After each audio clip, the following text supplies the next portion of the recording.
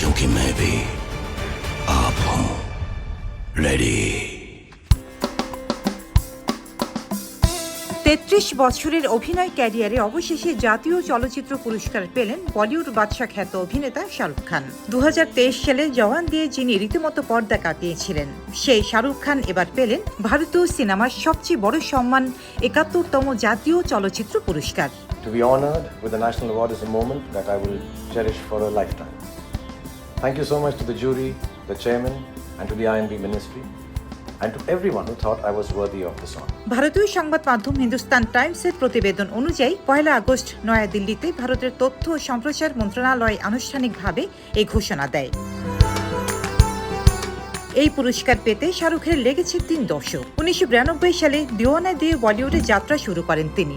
এরপর ডর, বাজিগর, দিলওয়ালে দুলহানে লে যায়েঙ্গে, দেবদাস, কুছ কুছ হোতা হে, চাক দে ইন্ডিয়ার মতো অসংখ্য হিট ছবি উপহার দেন তিনি।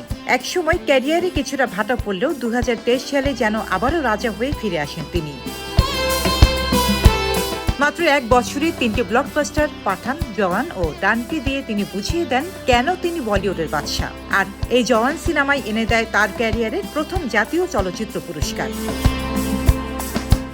শাহরুখের সঙ্গে যৌথভাবে পুরস্কার পেয়েছেন বিক্রান্ত মেসি, যিনি 12th ফেল সিনেমার জন্য এই সম্মান অর্জন করেন। তিনিও প্রথমবারের মতো পেলেন জাতীয় পুরস্কার।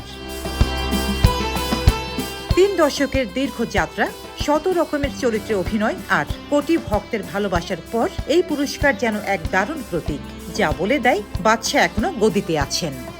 রোজিনা রোজি, দেশকাল নিউজ।